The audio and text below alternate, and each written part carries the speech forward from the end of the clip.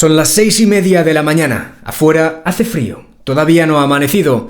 Nos tomamos un café rápido, nos ponemos la chaqueta, miramos el móvil y ahí están.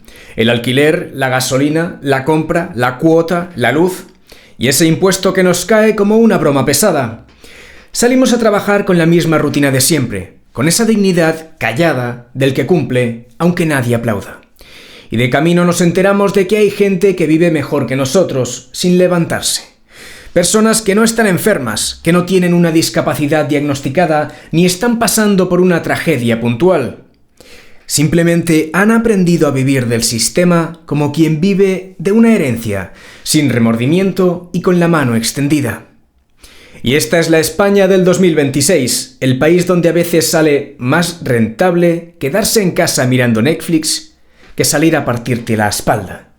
Y luego nos dicen que no nos quejemos, que es odio, que somos malas personas, que no lo entendemos, pero lo entendemos demasiado bien. Lo que pasa es que ya no tragamos. Lo que estamos construyendo es un modelo de paz social a crédito. Un país que compra silencio, que compra votos, que compra obediencia. Se reparte dinero como quien reparte calmantes y se vende como justicia, pero en realidad se fabrica dependencia. Porque la ayuda, cuando está bien hecha, es un puente, te saca del barro, te empuja a levantarte, te acompaña un tiempo. Sin embargo, la ayuda, cuando está mal hecha, es una hamaca. Y en la hamaca hay gente que se queda a vivir. Y cuando esa hamaca se convierte en costumbre, pasa algo peor que el agujero económico. Se pudre la moral del país. Empieza a calar esa idea venenosa de que la dignidad viene por decreto, de que aportar es opcional y que trabajar es para pringados. Te voy a presentar algunas escenas. Escenas que no me invento yo. Ni me las sopla un titular, ni me las cuenta un tertuliano desde un plató con calefacción. Me las ha explicado una persona muy cercana a mí, alguien que trabaja en el ámbito social y educativo, de los que pisan calle, de los que entran en casas donde el suelo es barro, aunque el suelo sea de baldosas, de los que ven lo que pasa cuando se apaga el foco y los discursos se quedan sin maquillaje. Y lo más importante, no son historias antiguas, no son casos de hace años.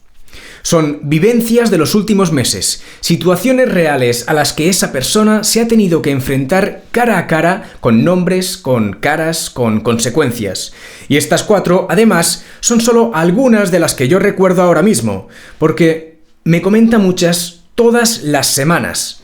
Algunas peores, algunas más absurdas, algunas que ya ni sorprenden. Y eso es lo más peligroso, cuando lo anormal se vuelve rutina.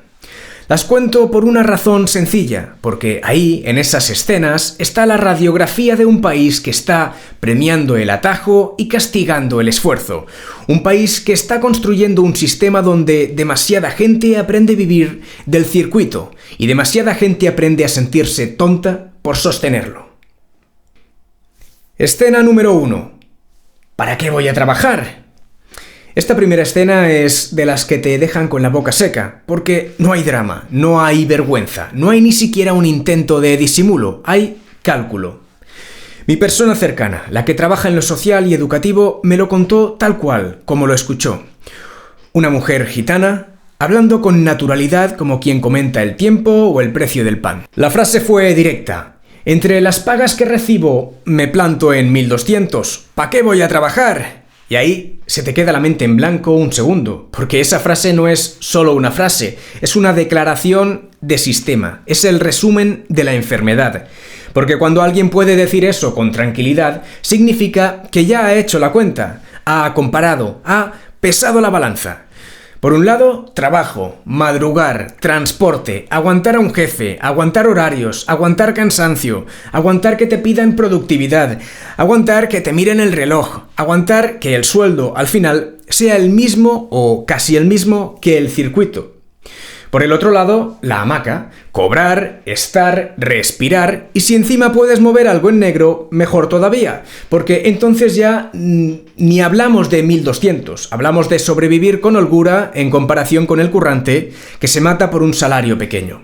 Lo fuerte no es solo que esa mujer lo piense, lo fuerte es que el sistema permita que lo piense con toda lógica. Lo fuerte es que esa frase sea racional dentro del tablero. Y ahí es donde la cabeza del trabajador empieza a romperse. Cuando el trabajo deja de ser una salida y se convierte en un castigo. Cuando el esfuerzo ya no es una virtud, sino penalización.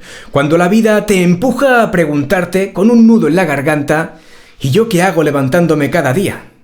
Ese es el triunfo más sucio del sistema, conseguir que el currante se sienta idiota por currar. Veamos esta segunda escena: la madre, el alcohol y el dinero que no arregla nada. Esta segunda escena no es un chiste, es una tragedia lenta y duele porque además está llena de contradicciones que solo existen cuando el sistema está mal diseñado. Mi persona cercana me habló de una madre con problemas graves de alcoholismo. Esto, además, viene de hace unos años y por eso mismo la cifra que te voy a decir probablemente hoy sería incluso mayor. La cantidad rondaba los 1.200 euros. Y tú piensas, bueno, con eso algo se sostiene. Pues no, porque esa madre no llegaba a fin de mes. Había una menor desatendida, un entorno inestable, una vida que no estaba mal, estaba derrumbándose. Y encima llegó el desahucio. La echaron por no pagar. Y allí es cuando la gente normal se queda mirando el vacío. ¿Cómo es posible cobrar una cantidad así y no llegar? ¿Cómo es posible que con dinero la situación empeore? Pues es posible por una razón que cualquiera que haya visto una adicción entiende en 5 minutos. El problema no es económico, el problema es clínico, psicológico y social. Una adicción no se arregla con una transferencia, se arregla con intervención, con tratamiento, con seguimiento, con límites, con estructura, con un plan real. Cuando metes dinero en manos de alguien atrapado en una adicción, el dinero se convierte en combustible, no porque esa persona sea mala, sino porque está secuestrada por una conducta destructiva. Le regalas el medio para seguir igual, para consumir, para sostener el desastre, para alargar la caída. Y mientras tanto, la menor sigue allí, respirando ese aire, aprendiendo esa vida, normalizando ese caos, heredando el daño. Esta escena es de las que te obligan a decir una verdad incómoda. Hay ayudas que, si no van acompañadas de base, no son compasión, son dejación, son mirar hacia otro lado con el recibo domiciliado. Es pagar para no mirar, y ese es el tipo de solidaridad que destruye por dentro, porque te hace creer que estás ayudando cuando estás financiando la continuidad del problema. Veamos esta tercera escena, que he titulado de la siguiente manera: ¿cómo me van a echar si llevo 20 años aquí? Esta tercera escena es el retrato del país caradura, no del pobre, del caradura. Mi persona cercana me contó el caso de una mujer que, por apariencia y contexto, parecía consumidora, con 5 hijos y una pareja donde, según comenta, el único que trabajaba era él. Se compraron un piso, dejaron de pagar y el tiempo pasó. Pasó tanto que se convirtió en paisaje. 20 años. 20 años sin pagar. Y aún así, seguir viviendo allí como si la realidad fuese un rumor. Y entonces llega el momento inevitable, el desahucio, la caída del telón, la ley que llama a la puerta. Y la mujer dice, literal, con esa mezcla de indignación y sorpresa, que solo tiene el que se ha acostumbrado a salir siempre impune. ¿Cómo me van a echar de mi casa si llevo 20 años allí? Esa frase no es una queja, es una ideología. Es la ideología del me lo merezco porque lo ocupo. La ideología del la norma es para otros. La ideología del si aguanto lo suficiente, al final el sistema se rinde. Y lo más grave es que muchas veces el sistema se rinde de verdad. Se rinde por miedo al conflicto, por pereza institucional, por estrategia política, por evitar titulares, por evitar broncas, por evitar la foto fea. Porque sale más rentable gestionar el ruido que aplicar la norma. Y entonces se consolida el peor mensaje que puede aprender una sociedad. Que la ley es negociable si aprietas lo suficiente. Que la responsabilidad es flexible si gritas lo bastante. Que la propiedad es un cuento si conviertes el tiempo en coartada. ¿Y quién paga la factura de esa rendición? El que paga, el que cumple, el que no amenaza, el que no monta un numerito, el que sostiene el país sin escupirle al país. Veamos esta cuarta y última escena. La inmigrante que viene a cotizar y acaba atrapada. Ahora llega el contraste que te rompe el relato fácil y te obliga a pensar con cabeza, no con eslóganes. Mi persona cercana me habló de una mujer colombiana, de 38 años. Vino a España hace 4 años con una mentalidad que hoy parece casi heroica. Trabajar, establecerse y cuando estuviera segura de su capacidad para mantener y cuidar a sus hijas, traerlas. En septiembre llegaron las niñas, una de 13 años y otra de 4. La mujer vive en un barrio obrero porque con un solo sueldo es el único lugar donde ha podido encontrar vivienda. Antes tenía una habitación alquilada por 500 euros, pero con 2 hijas eso deja de ser una opción, por intimidad, por protección, por dignidad mínima. Tiene un sueldo de alrededor de 1.400 euros y lo recalca, lo defiende, lo dice con orgullo, ha venido aquí a cotizar. Y entonces suelta una frase que es dinamita moral para el sistema, que, tal como está enfocado, ganaba mucho más cuando estaba en situación irregular, sustentándose con trabajos en negro. Ahí tienes el mundo al revés, ahí tienes el premio al camino torcido y el castigo al camino recto. Porque si el sistema está diseñado de tal manera que al que quiere hacer las cosas bien les sale peor, no te sorprenda que algunos decidan hacerlas mal. Y no te sorprenda que los que hacen las cosas bien se quemen por dentro. Lo más duro es lo que vive alrededor. Ella sufre por el bienestar de sus hijas cuando ve y escucha episodios de agresividad y drogas en la zona. Las niñas asisten a la escuela y al instituto del barrio. Y la realidad demográfica del entorno es muy clara. En esos centros y en el bloque de pisos donde vive, alrededor del 98% del alumnado y vecinos son de origen marroquí. 98%. La mujer no entiende la manera de funcionar de muchos de ellos, no ve voluntad de adaptación. Percibe que no todos los inmigrantes son iguales y que hay quienes se integran y quienes construyen su propio mundo aparte, sin intención de mezclarse con nada. Para ella es importante el empoderamiento de la mujer y ve que eso corre peligro en ese entorno. Y aquí viene un detalle que, contado en voz alta, pone la piel de gallina por lo que significa a nivel cultural. Su hija de 4 años le habla como si fuera marroquina y le ha preguntado por qué no le compra un pañuelo para ponerse en la cabeza. Esa pregunta, en una niña de 4 años, no aparece por generación espontánea. Aparece por ambiente, por imitación, por presión social, por normalización. La mujer está preocupada, muy preocupada, y tiene intención de marcharse del barrio y cambiar a sus hijas de escuela, pero se siente presa de su situación económica. Su sueldo no da para más, no le permite salir de ahí. Y esa escena, por sí sola, demuestra algo que se oculta a propósito cuando se habla de inmigración como si fuese un cuento de hadas o un anuncio. La integración no es una palabra bonita, es una realidad dura, y cuando se hace mal, quien paga es el barrio obrero y quien paga son los niños. Esta mujer además no se ha beneficiado nunca de ninguna ayuda y ni siquiera lo ve como opción, aunque le iría bien. Y eso, en un país donde tantos han aprendido a vivir del circuito, te deja una pregunta clavada. ¿A quién está premiando el sistema? ¿Al que quiere levantar la vida o al que quiere vivir de la vida?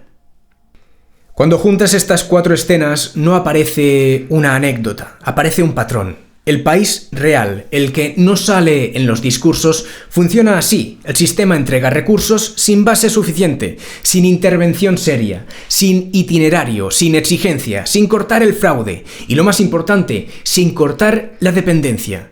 Y ese patrón tiene un motor concreto, un mecanismo, lo que muchos no entienden hasta que lo ven de cerca. No es una ayuda, es el sumatorio, una paga por aquí, un bono por allá, una ayuda al alquiler, un descuento en transporte, un apoyo energético, un paquete social, un circuito de entidades y en paralelo lo de siempre, economía en negro, favores, el ya lo apañaré. Y con ese sumatorio se crea una zona gris en la que el que quiere engancharse al sistema encuentra el camino, se vuelve experto, aprende el circuito, aprende las palabras, aprende el papel, aprende el victimismo rentable y a fuerza de repetirlo, lo convierte en forma de vida. Mientras tanto, la gente que intenta hacerlo bien, como esa mujer colombiana que vino a cotizar, a levantar un hogar y a proteger a sus hijas, queda atrapada donde el sistema la empuja. Barrios que no eliges, escuelas que no eliges, entornos que no controlas, con un sueldo que no te deja respirar y con una presión social que no aparece en ningún boletín oficial. Ahí es donde se pudre la moral del país, porque lo que estás enseñando, sin decirlo, es que reclamar es suficiente, que esforzarse es opcional, que el Estado debe y el ciudadano no. que la dignidad viene por decreto, no por contribución. Y cuando ese mensaje se extiende, el dinero público deja de ser una red de seguridad y se convierte en anestesia. Y la anestesia no cura, solo duerme. Duermes el problema un tiempo. Duermes la responsabilidad, duermes la exigencia, duermes la cultura del esfuerzo. Y cuando despiertas, el problema sigue allí, más grande, más profundo, con más gente acostumbrada a no levantarse. Y entonces aparece la frase que nadie se atreve a decir en público, pero que cada vez más gente piensa en privado, con una rabia fría. ¿Qué hago yo trabajando? Mientras tú haces cuentas, arriba se reparten sillones, más asesores, más coches, más chiringuitos, más redes de favores, y cuando estalla un caso de corrupción, pasa lo de siempre, quitan a uno y ponen a otro. La mordida se paga con dinero público. El escándalo se disuelve en titulares y todo sigue. Tú sigues currando, la sanidad sigue saturada, la vivienda sigue imposible, los sueldos siguen sin despegar, los barrios siguen degradándose y el discurso oficial te pide una cosa: paciencia, sonríe, traga, no señales, no incomodes. El Estado te trata como una hucha, te rompen, te vacían y cuando ya estás vacío, encima te culpan por no aplaudir. En paralelo, hay una idea central que conviene repetir sin miedo. Un país endeudado no puede jugar a ser una ONG gigante. No puede, porque cada gesto humanitario mal diseñado acaba siendo gasto público, acaba siendo presión sobre servicios y acaba siendo deuda. Y la deuda no es poesía, la paga el que se levanta a trabajar. Mientras tanto, en muchos países europeos que ya han vivido y siguen viviendo tensiones migratorias serias, la tendencia es clara. Más controles, más límites, más exigencias, más deportaciones de delincuentes, más vigilancia en frontera. Países que, después de años de choque cultural, inseguridad, saturación y barrios partidos, han entendido una cosa básica. Sin orden no hay integración y sin integración hay conflicto. Y Aquí da la sensación de que hacemos lo contrario. Aquí se abre la puerta, se aplaude la puerta abierta, se posa con la puerta abierta y luego se le dice al barrio obrero que se adapte, que sea resiliente y que no proteste, porque protestar ya se sabe, etiqueta, señalamiento y a callar. En este contexto llega la regularización extraordinaria, papeles por Real Decreto, tramitación acelerada y un mensaje político de fondo que se vende como solución. Según lo anunciado, se plantea regularizar a personas que ya estaban aquí antes del 31 de diciembre de 2025, con una permanencia continuada mínima y sin antecedentes penales. Se habla de cientos de miles de personas y además los cálculos sobre población extranjera en situación irregular ya venían señalando cifras enormes. El problema no es solo dar papeles, el problema es dar papeles sin estructura, porque si regularizas sin un plan de integración real, sin inspección laboral seria, sin control del fraude y sin un plan de vivienda y servicios, lo que haces no es arreglar un sistema, lo parcheas, y lo parcheas de la forma más peligrosa, agrandando la grieta. Por un lado, la vivienda, la pelea por el techo. El país real no vive en ruedas de prensa, vive en alquileres imposibles. Si metes más presión en un mercado ya asfixiado, pasa lo de siempre. Suben precios, aparece el hacinamiento, se multiplican los pisos compartidos de forma salvaje, se tensiona la convivencia y el barrio se convierte en una olla a presión. Y esa olla no explota en un ministerio, explota en la escalera. Escuela y sanidad, colas, ratios y sensación de abandono. Cuando un sistema educativo y sanitario va justo, cualquier ola se nota. Se nota en las listas de espera, en aulas desbordadas, en profesionales agotados, en centros que ya no pueden sostener la convivencia. Y de nuevo, quien lo sufre no es el que vive en una urbanización cerrada, lo sufre el currante y su familia, el de siempre. En cuanto a seguridad, nos encontramos con degradación y miedo cotidiano. Aquí nadie debe fingir sorpresa. Cuando se mezclan saturación, precariedad, falta de integración real y barrios que ya estaban al límite, la sensación de inseguridad crece. Y con la inseguridad llega otra cosa, la impunidad percibida. No hace falta que sea estadística para ser real, basta con que el vecino lo note, con que cambie hábitos, con que deje de salir, con que mire 2 veces antes de entrar al portal. Sobre el mercado laboral, encontramos el truco viejo con careta solidaria. En este punto está lo que todo el mundo entiende y casi nadie se atreve a decir alto. Mano de obra barata y abundante. es la herramienta perfecta para mantener salarios bajos y condiciones pésimas. Si no hubiera reemplazo ilimitado, muchos sectores tendrían que hacer lo que llevan décadas evitando: pagar mejor, regular horarios, dignificar oficios, tratar al trabajador como persona. Pero es más cómodo importar precariedad, mantener el mismo modelo económico y venderlo con una sonrisa moral. Solidaridad, diversidad, progreso. Mientras tanto, el trabajador local se pregunta por qué su sueldo no despega y el trabajador inmigrante queda atrapado en lo peor del sistema: economía sumergida, abuso, contratos basura y una integración que nunca llega porque nadie la construye.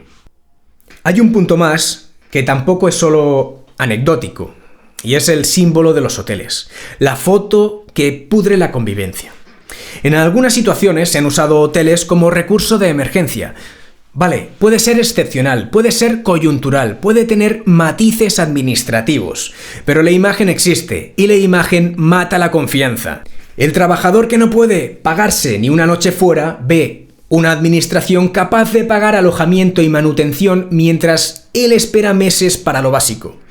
Esa foto es gasolina social y el gobierno juega con esa gasolina como si no quemara.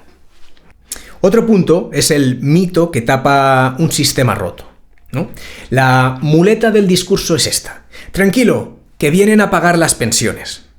Una sociedad envejecida necesita mano de obra, sí, pero no se sostiene un sistema de pensiones quebrado importando precariedad. Si el modelo económico sigue produciendo sueldos bajos y cotizaciones pobres, el agujero no desaparece, cambia de forma. Y mientras se repite el eslogan, se evita tocar lo que de verdad duele: productividad, salarios reales, industria, natalidad, gestión del gasto y reforma seria. El siguiente punto es el gasto público y la deuda. El final de la fiesta siempre lo paga alguien. Todo esto: vivienda tensionada, servicios saturados, gestión de acogida, seguridad, políticas sociales añadidas, cuesta dinero. Y cuando no hay dinero, se tira de lo de siempre: la deuda. España no está para jugar a todo a la vez, no está para prometerlo todo, financiarlo todo y encima hacerlo sin control, porque la deuda no se paga con discursos, se paga con impuestos, con inflación, con recortes futuros o con deterioro de servicios. Y el remate es el más cínico: los de arriba siempre se protegen: seguro privado, barrios tranquilos, vida blindada. El impacto se lo come el barrio obrero, como siempre, el que no tiene plan B. Toda persona que no esté lobotomizada o ideologizada puede entender que regularizar sin orden es como tapar una fuga con cinta aislante cuando la tubería está reventada. El agua sigue saliendo, pero ahora te cae encima.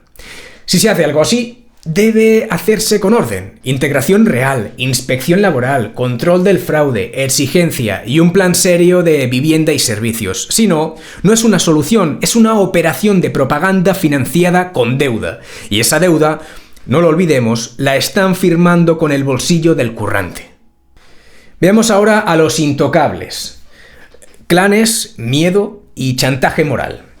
Hay lugares donde el Estado sigue siendo el Estado. Hay otros donde el Estado es un rumor, una pegatina en una farola, una patrulla que pasa de vez en cuando para que la gente crea que todo está bajo control.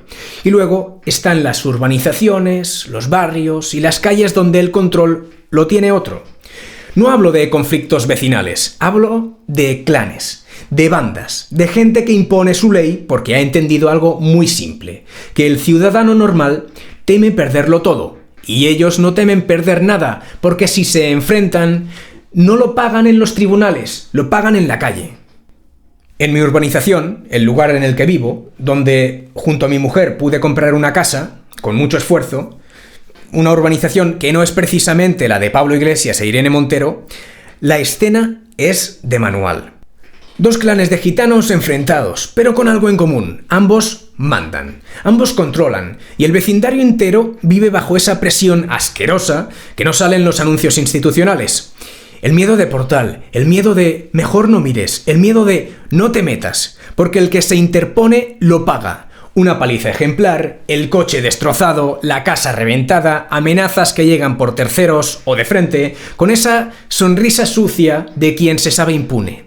Y el mensaje corre rápido. Aquí no se discute, aquí se obedece. Y lo más grave es que muchas veces ni la policía puede hacer gran cosa en el día a día. No porque no quieran, Porque hay límites prácticos, porque faltan medios, porque faltan leyes ágiles, porque el sistema judicial tarda, porque la denuncia se vuelve un boomerang para el vecino que da la cara. Y al final el Estado queda como un espectador y el vecino como un rehén. Eso es lo que convierte a estas redes en intocables. No su fuerza real, su ventaja moral y táctica. Ellos juegan sin reglas y tú juegas con miedo. Y luego está el negocio, que es lo que lo sostiene todo. Porque aquí no hay romanticismo, hay caja. En los últimos años, el cultivo interior de cannabis se ha industrializado como una fábrica clandestina. Casas ocupadas, segundas residencias, chalets vacíos, naves, cualquier lugar que pueda convertirse en plantación. Se manipula la luz, se pincha la electricidad, se instala material de cultivo y se monta una industria que huele, que consume energía a lo bestia y que, de paso, pone en riesgo al barrio entero con incendios y sobrecargas. No es una opinión. Europa lo describe como un fenómeno serio y España aparece una y otra vez en el centro del mapa. En 2023, España concentró una parte enorme de lo incautado en la Unión Europea. La mayoría de resina, una porción relevante de cannabis herbáceo y, sobre todo, la mayor parte del total de plantas intervenidas. Eso no es 4 macetas, eso es una cadena de producción. Y detrás de una cadena de producción hay redes, hay dinero, hay control territorial y hay violencia cuando alguien estorba. Y claro, el cannabis no se cultiva solo para consumo propio. Cuando hablamos de naves, casas preparadas, vigilancia, armas blancas o de fuego, alarmas y guardias en la puerta, se cultiva para vender, para controlar una zona, para financiar el resto, abogados, sobornos indirectos, coches, intimidación y el lujo cutre del que nunca ha trabajado un día. A la vez, la ocupación deja de ser un drama social y se convierte en un modelo de negocio criminal. Se ocupan viviendas, sí, algunas de bancos, pero también muchas segundas residencias de gente normal. Se cambia la cerradura, se vende la llave, se alquila o se traspasa como si fuera una inmobiliaria de la miseria. Y el propietario, mientras tanto, se come años de proceso, abogados, impotencia y miedo a volver a su propia casa. Eso lo he visto yo muy de cerca. Y aquí conviene poner un dato sobre la mesa para que nadie diga que esto es una exageración de un puto facha, racista e ignorante como yo. En 2024 se registraron en España más de 16.000 hechos conocidos relacionados con allanamiento y usurpación de inmuebles. 16.000. Eso no es una leyenda urbana, eso es un país que se acostumbra a que la puerta de tu casa sea negociable. El problema es que la estadística solo te cuenta una parte, la otra parte es el silencio. Porque muchos no denuncian. No denuncian por miedo, no denuncian porque saben dónde viven, no denuncian porque han visto lo que pasa cuando alguien se pone digno.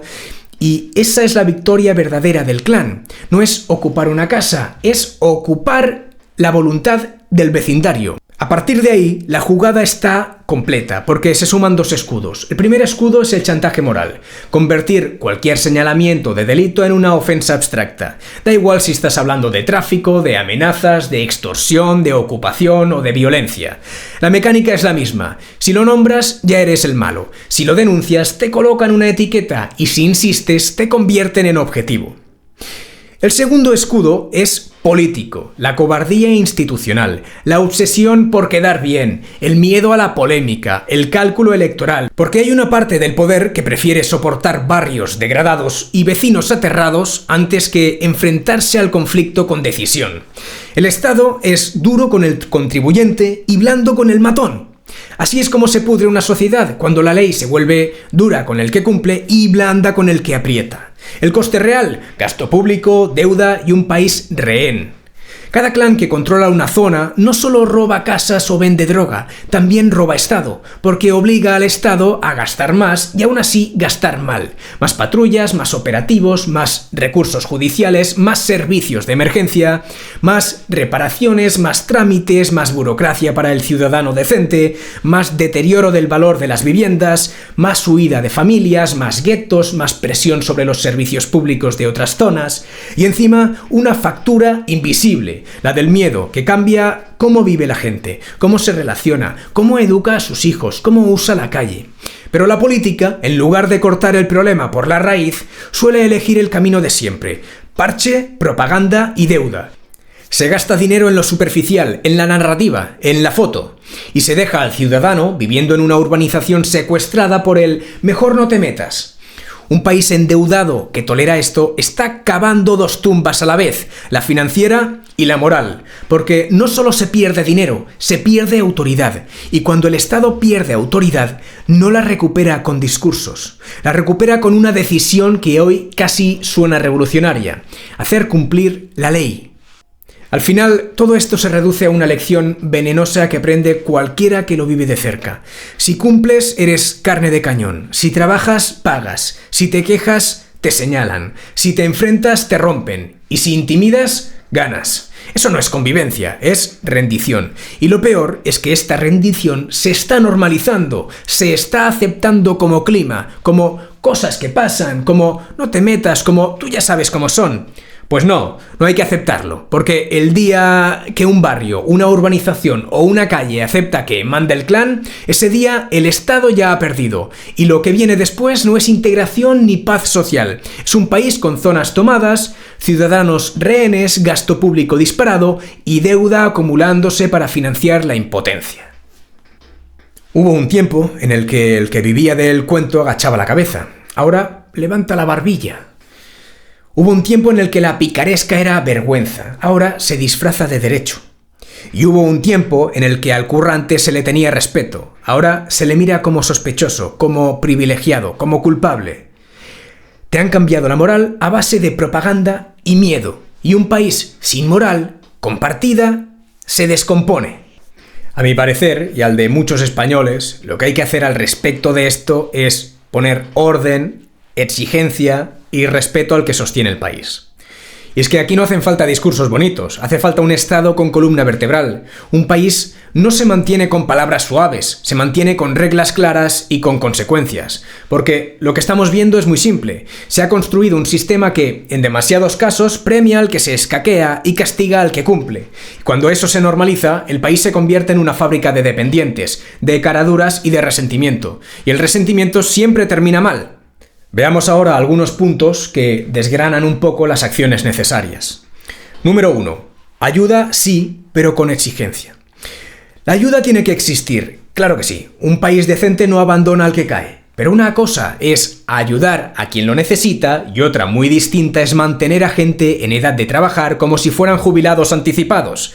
Quien puede trabajar tiene que estar en un camino obligatorio: formación, búsqueda activa, reinserción, itinerarios reales, no papelitos, no excusas, no vueltas infinitas, camino medible. Y quien rechaza sistemáticamente, pues fuera, se acabó, porque si se permite el rechazo constante sin consecuencias, lo que estás haciendo es enviar un mensaje a toda la sociedad. No hace falta esforzarse, con aguantar y reclamar basta.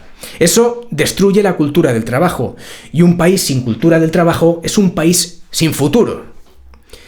Número 2. Adicciones y salud mental. Dinero sin control es combustible.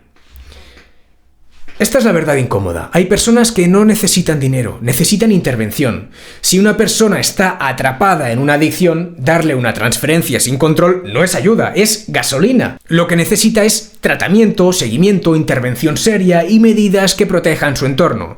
Y si hay menores en medio, todavía más claro. Un menor no puede ser rehén del caos, no puede depender de un cheque. Ahí hace falta tutela efectiva, supervisión y, si toca, separación temporal y recursos reales, porque un niño desatendido hoy es un adulto roto mañana. Y luego el Estado pagará el doble, primero por mirar para otro lado y después por intentar arreglarlo tarde. Número 3. El fraude. Quien roba al sistema, roba al trabajador. Fraude en ayudas. Devolución y sanción, sin teatro, sin perdón automático, sin pobrecito. Porque las ayudas no las paga el Estado, las paga el currante. Y quien cobra sin cumplir, quien cobra y además trabaja en negro, quien engaña para arañar más, está robando directamente a los que sostienen esto. Esto se corta con control real, cruces de datos, inspecciones y consecuencias, no con campañas de sensibilización, con castigo administrativo y, si procede, penal. Número 4. Delito e intimidación. La ley no se negocia. Intimidación, amenazas, extorsión, ocupaciones mafiosas, tráfico... Todo eso no se gestiona con paños calientes. Respuesta penal, firme y rápida. Protección efectiva al vecino que denuncia. Y prioridad absoluta porque cuando una zona aprende que manda el matón, el Estado ya ha perdido. La ley no puede ser blanda con el fuerte y dura con el débil, como ya hemos dicho. La ley tiene que ser dura con el delincuente y protectora con el ciudadano. Número 5. Inmigración. Orden, reglas y control laboral. En inmigración, lo mismo. Orden, reglas, integración real, inspección laboral seria, ni el descontrol que revienta barrios y servicios, ni el modelo hipócrita del empresario que se frota las manos pagando miseria mientras posa de humanitario. Porque una cosa es acoger con criterio y otra importar precariedad para mantener salarios bajos. Si no hay control, el que gana es el explotador y el clan. Y el que pierde es el trabajador de aquí y el trabajador de fuera. Los dos. Número 6. Una idea que ya se ha olvidado. Respeto al que sostiene el país. Respeto al que madruga, al que repara tuberías, al que levanta paredes, cuida enfermos, conduce camiones, arregla motores, recoge fruta, atiende un bar, levanta un negocio, paga impuestos, mantiene a su familia. El fontanero, el carpintero, la enfermera, el camionero, el mecánico, el agricultor, el autónomo. Porque si esa gente se cansa, se acaba el país, no por metáfora, se acaba de verdad, se queda sin manos, sin oficios, sin producción, sin orden y sin nervio. Y entonces ya no habrá dinero para ayudas, ni para discursos, ni para nada. Habrá ruina y una factura moral, haber desperdiciado al único que no falló, el que trabaja. Este grifo no es eterno, se abre y se cierra por interés, y el día que se cierre habrá un golpe económico, sí. Pero el golpe grande será otro. Millones de personas que no sabrán vivir sin el grifo. Gente sin oficio, sin hábito, sin cultura del esfuerzo, sin un mínimo de autonomía. Y entonces verás al país real, el de los útiles. Mirar alrededor y pensar, ¿de verdad he sostenido esto yo solo? Un país que castiga al que cumple termina quedándose sin gente que cumpla. Un país que premia al cara dura, fabrica caraduras. Un país que compra silencio, termina mudo. Y cuando un país se queda mudo, lo gobierna el miedo. Y donde manda el miedo, el futuro se va por el desagüe. Bien, gracias por ver un vídeo más. Si te ha gustado, o estás de acuerdo, o te ha resultado interesante, pues dale like. Dale hype también, porque así YouTube lo promociona mejor. Suscríbete al canal para seguir viendo vídeos, pues, en esta línea, y sin más, nos vemos en la siguiente entrega. Un abrazo, hasta pronto. Chao.